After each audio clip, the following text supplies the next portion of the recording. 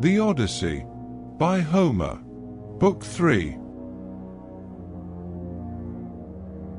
But as the sun was rising from the fair sea into the firmament of heaven to shed light on mortals and immortals, they reached Pylos, the city of Neleus. Now the people of Pylos were gathered on the sea shore to offer sacrifice of black bulls to Neptune, lord of the earthquake.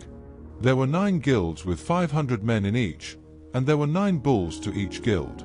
As they were eating the inward meats and burning the thigh bones on the embers, in the name of Neptune, Telemachus and his crew arrived, furled their sails, brought their ship to anchor, and went ashore. Minerva led the way, and Telemachus followed her.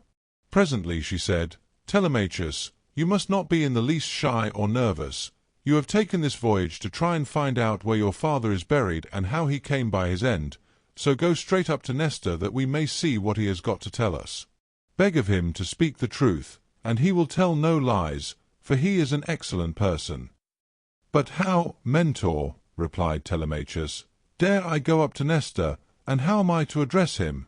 I have never yet been used to holding long conversations with people, and am ashamed to begin questioning one who is so much older than myself." "Some things, Telemachus," answered Minerva, "will be suggested to you by your own instinct, and heaven will prompt you further, for I am assured that the gods have been with you from the time of your birth until now." She then went quickly on, and Telemachus followed in her steps till they reached the place where the guilds of the Pylian people were assembled. There they found Nestor sitting with his sons, while his company round him were busy getting dinner ready, and putting pieces of meat onto the spits while other pieces were cooking.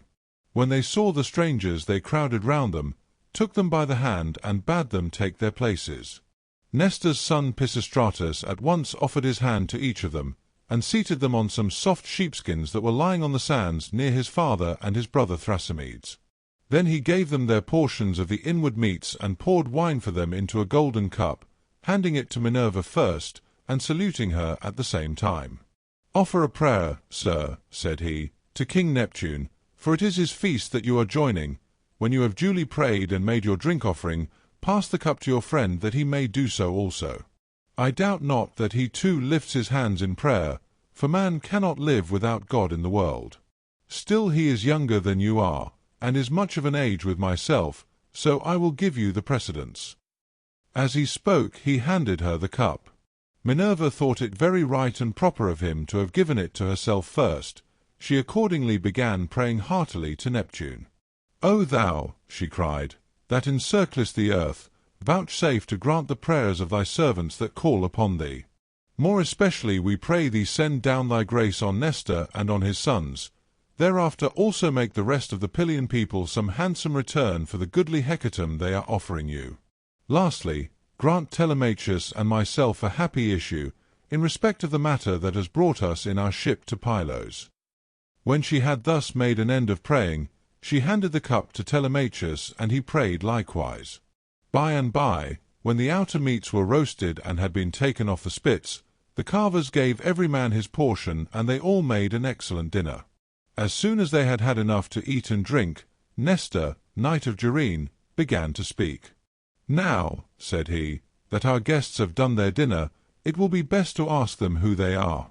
Who, then, sir strangers, are you, and from what port have you sailed? Are you traders?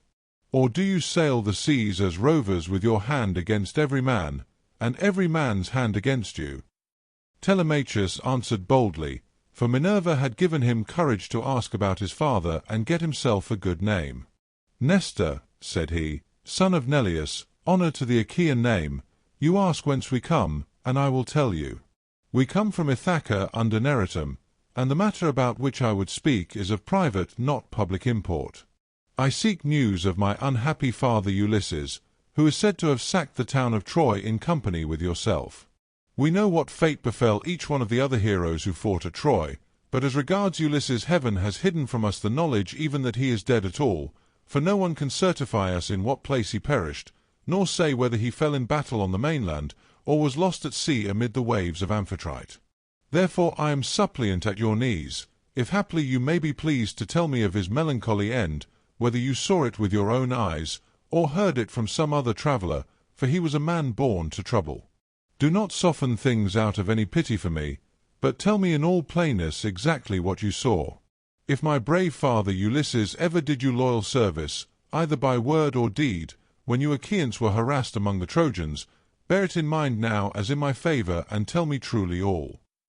"My friend," answered Nestor, "you recall a time of much sorrow to my mind, for the brave Achaeans suffered much both at sea, while privateering under Achilles, and when fighting before the great city of King Priam. Our best men, all of them, fell there, Ajax, Achilles, Patroclus, peer of gods in council, and my own dear son Antilochus, a man singularly fleet of foot and in fight valiant. But we suffered much more than this. What mortal tongue indeed could tell the whole story? Though you were to stay here and question me for 5 years, or even 6, I could not tell you all that the Achaeans suffered, and you would turn homeward weary of my tale before it ended. 9 long years did we try every kind of stratagem, but the hand of heaven was against us. During all this time there was no one who could compare with your father in subtlety. If indeed you are his son, I can hardly believe my eyes, and you talk just like him too. No one would say that people of such different ages could speak so much alike. He and I never had any kind of difference from first to last, neither in camp nor council, but in singleness of heart and purpose we advised the Argives how all might be ordered for the best. When, however, we had sacked the city of Priam, and were setting sail in our ships as heaven had dispersed us, then Jove saw fit to vex the Argives on their homeward voyage, for they had not all been either wise or understanding, and hence many came to a bad end through the displeasure of Jove's daughter Minerva, who brought about a quarrel between the 2 sons of Atreus. The sons of Atreus called a meeting which was not as it should be, for it was sunset and the Achaeans were heavy with wine. When they explained why they had called the people together, it seemed that Menelaus was for sailing homeward at once, and this displeased Agamemnon, who thought that we should wait till we had offered hecatombs to appease the anger of Minerva.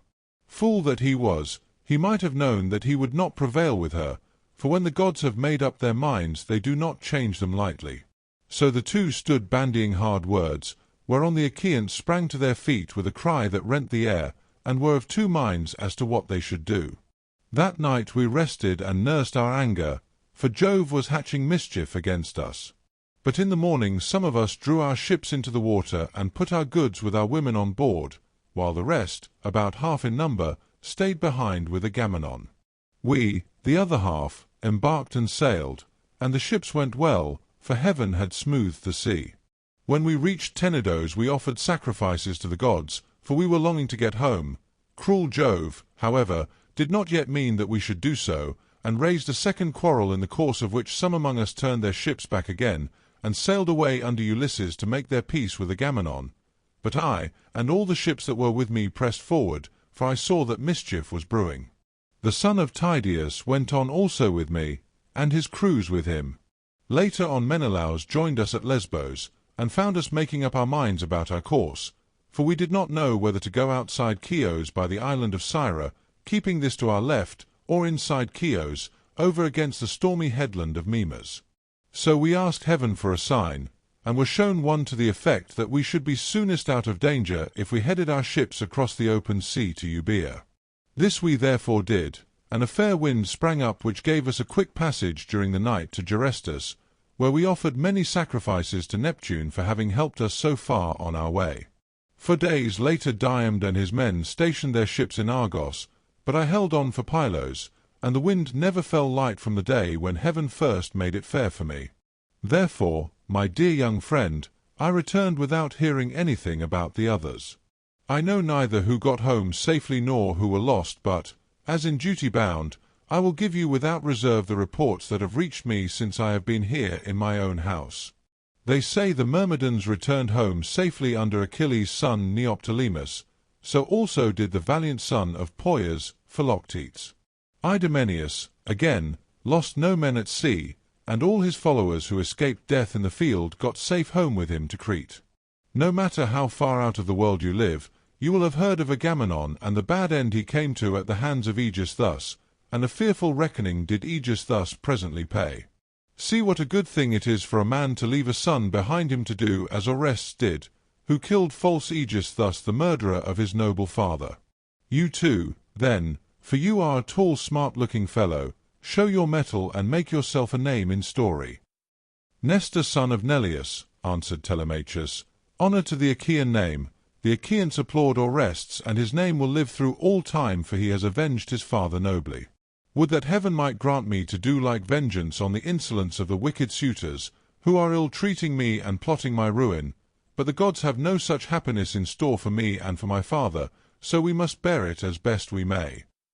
"My friend," said Nestor, "now that you remind me, I remember to have heard that your mother has many suitors, who are ill-disposed towards you and are making havoc of your estate.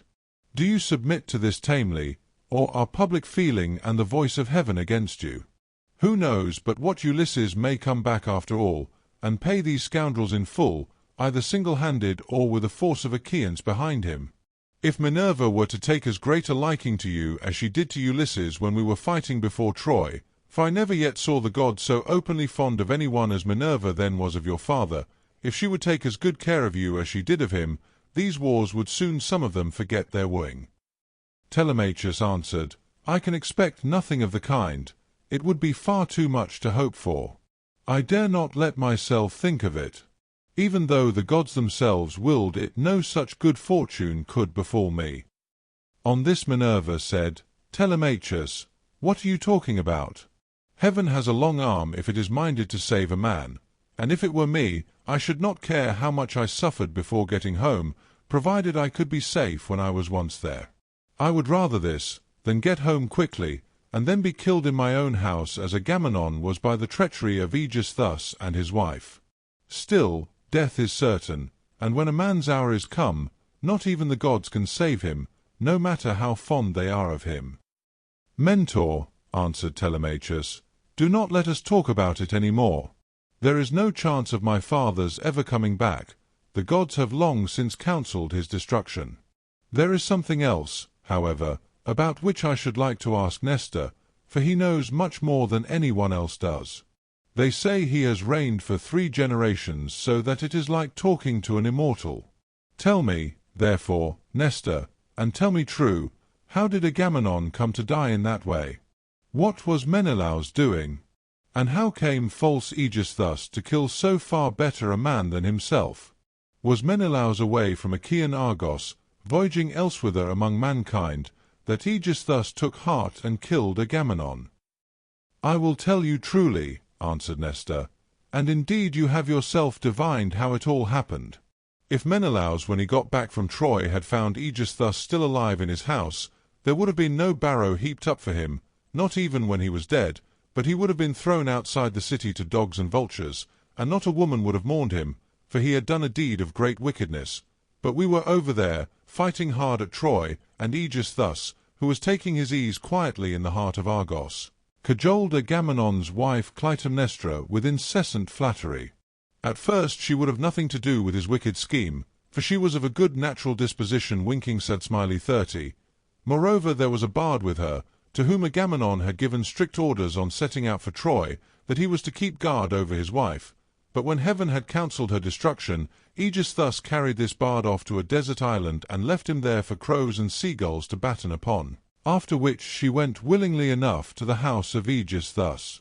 Then he offered many burnt sacrifices to the gods, and decorated many temples with tapestries and gilding, for he had succeeded far beyond his expectations. Meanwhile Menelaus and I were on our way home from Troy, on good terms with one another.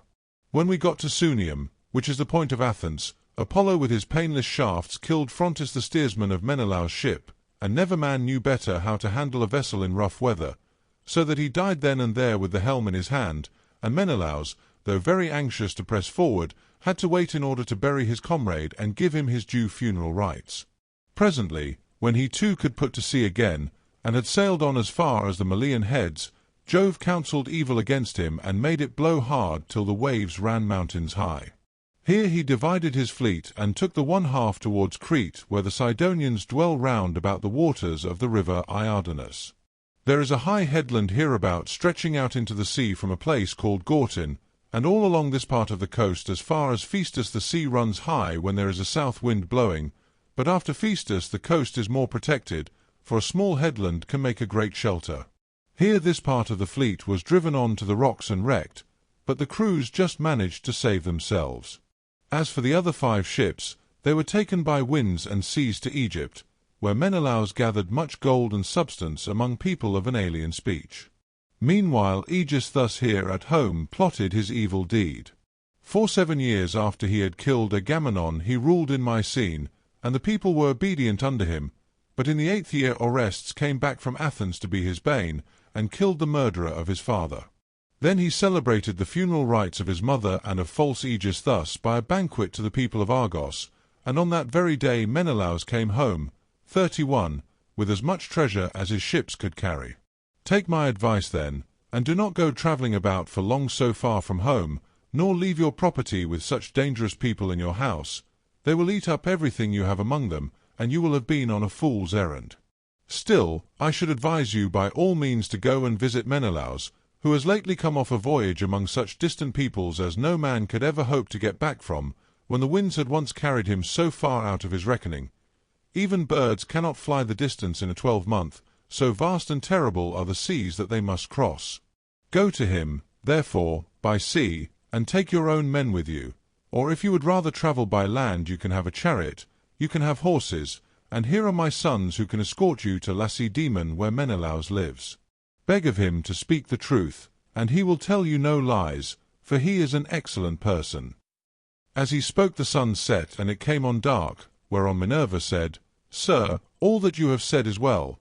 Now, however, order the tongues of the victims to be cut, and mix wine that we may make drink offerings to Neptune and the other immortals, and then go to bed, for it is bedtime.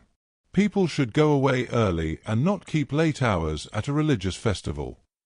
Thus spoke the daughter of Jove, and they obeyed her saying. Men servants poured water over the hands of the guests, while pages filled the mixing bowls with wine and water, and handed it round after giving every man his drink offering. Then they threw the tongues of the victims into the fire, and stood up to make their drink offerings. When they had made their offerings, and had drunk each as much as he was minded, Minerva and Telemachus were for going on board their ship, but Nestor caught them up at once and stayed them. Heaven and the immortal gods, he exclaimed, forbid that you should leave my house to go on board of a ship. Do you think I am so poor and short of clothes, or that I have so few cloaks, and as to be unable to find comfortable beds both for myself and for my guests? Let me tell you I have store both of rugs and cloaks, and shall not permit the son of my old friend Ulysses to camp down on the deck of a ship, not while I live, nor yet will my sons after me, but they will keep open house as I have done. Then Minerva answered, Sir, you have spoken well, and it will be much better that Telemachus should do as you have said. He, therefore, shall return with you and sleep at your house, but I must go back to give orders to my crew, and keep them in good heart. I am the only older person among them. The rest are all young men of Telemachus' own age, who have taken this voyage out of friendship, so I must return to the ship and sleep there. Moreover, tomorrow I must go to the Corconians, where I have a large sum of money long owing to me. As for Telemachus, now that he is your guest, send him to Lacedaemon in a chariot, and let one of your sons go with him. Be pleased to also provide him with your best and fleetest horses. When she had thus spoken, she flew away in the form of an eagle, and all marvelled as they beheld it. Nestor was astonished, and took Telemachus by the hand. My friend, said he, I see that you are going to be a great hero some day, since the gods wait upon you thus while you are still so young. This can have been none other of those who dwell in heaven than Jove's redoubtable daughter, the Trito-born, who showed such favour towards your brave father among the Argives. Holy Queen, he continued, vouchsafe to send down thy grace upon myself, my good wife, and my children. In return, I will offer you in sacrifice a broad-browed heifer of a year old, unbroken, and never yet brought by man under the yoke. I will gild her horns, and will offer her up to you in sacrifice. Thus did he pray, and Minerva heard his prayer. He then led the way to his own house, followed by his sons and sons-in-law. When they had got there and had taken their places on the benches and seats, he mixed them a bowl of sweet wine that was 11 years old when the housekeeper took the lid off the jar that held it. As he mixed the wine, he prayed much and made drink offerings to Minerva, daughter of Aegis-bearing Jove. Then, When they had made their drink offerings and had drunk each as much as he was minded, the others went home to bed each in his own abode. But Nestor put Telemachus to sleep in the room that was over the gateway along with Pisistratus, who was the only unmarried son now left him. As for himself, he slept in an inner room of the house, with the queen his wife by his side. Now when the child of morning rosy-fingered dawn appeared, Nestor left his couch and took his seat on the benches of white and polished marble that stood in front of his house. Here aforetime sat Neleus, peer of gods in council, but he was now dead, and had gone to the house of Hades. So Nestor sat in his seat sceptre in hand, as guardian of the public weal. His sons as they left their rooms gathered round him, Echephron, Stratius, Perseus, Aratus, and Thrasymedes. The sixth son was Pisistratus, and when Telemachus joined them they made him sit with them. Nestor then addressed them. "My sons," said he, "make haste to do as I shall bid you. I wish first and foremost to propitiate the great goddess Minerva, who manifested herself visibly to me during yesterday's festivities. Go, then, one or other of you to the plain, tell the stockman to look me out a heifer, and come on here with it at once. Another must go to Telemachus' ship, and invite all the crew, leaving 2 men only in charge of the vessel. Someone else will run and fetch Ulysses the goldsmith to gild the horns of the heifer. The rest, stay all of you where you are. Tell the maids in the house to prepare an excellent dinner, and to fetch seats and logs of wood for a burnt offering. Tell them also to bring me some clear spring water."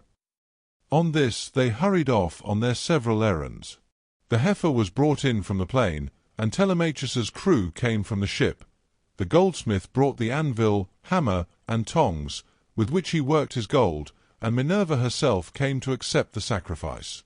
Nestor gave out the gold, and the smith gilded the horns of the heifer that the goddess might have pleasure in their beauty. Then Stratius and Echephron brought her in by the horns. Aratus fetched water from the house in a ewer that had a flower pattern on it, and in his other hand he held a basket of barley meal. Sturdy Thrasymedes stood by with a sharp axe, ready to strike the heifer, while Perseus held a bucket. Then Nestor began with washing his hands and sprinkling the barley meal, and he offered many a prayer to Minerva as he threw a lock from the heifer's head upon the fire. When they had done praying and sprinkling the barley meal, Thrasymedes dealt his blow, and brought the heifer down with a stroke that cut through the tendons at the base of her neck, whereon the daughters-in-law of Nestor, and his venerable wife Eurydice, she was eldest daughter to Clymenus, screamed with delight. Then they lifted the heifer's head from off the ground, and Pisistratus cut her throat. When she had done bleeding and was quite dead, they cut her up. They cut out the thigh bones all in due course, wrapped them round in 2 layers of fat, and set some pieces of raw meat on the top of them. Then Nestor laid them upon the wood fire and poured wine over them, while the young men stood near him with 5-pronged spits in their hands. When the thighs were burned and they had tasted the inward meats, they cut the rest of the meat up small, put the pieces on the spits, and toasted them over the fire. Meanwhile lovely Polycaste, Nestor's youngest daughter, washed Telemachus. When she had washed him and anointed him with oil, she brought him a fair mantle and shirt, and he looked like a god as he came from the bath and took his seat by the side of Nestor. When the outer meats were done they drew them off the spits and sat down to dinner, where they were waited upon by some worthy henchmen, who kept pouring them out their wine in cups of gold. As soon as they had had enough to eat and drink, Nestor said, "Sons, put Telemachus's horses to the chariot, that he may start at once." Thus did he speak, and they did even as he had said, and yoked the fleet horses to the chariot. The housekeeper packed them up a provision of bread, wine, and sweetmeats fit for the sons of princes. Then Telemachus got into the chariot, while Pisistratus gathered up the reins and took his seat beside him. He lashed the horses on, and they flew forward nothing loath into the open country, leaving the high citadel of Pylos behind them. All that day did they travel, swaying the yoke upon their necks till the sun went down and darkness was over all the land. Then they reached Pheræ, where Diocles lived, who was son to Autolycus and grandson to Alpheus. Here they passed the night, and Diocles entertained them hospitably. When the child of morning, rosy-fingered dawn, appeared, they again yoked their horses and drove out through the gateway under the echoing gatehouse. Pisistratus lashed the horses on, and they flew forward nothing loath. Presently they came to the cornlands of the open country, and in the course of time completed their journey, so well did their steeds take them. Now when the sun had set and darkness was over the land,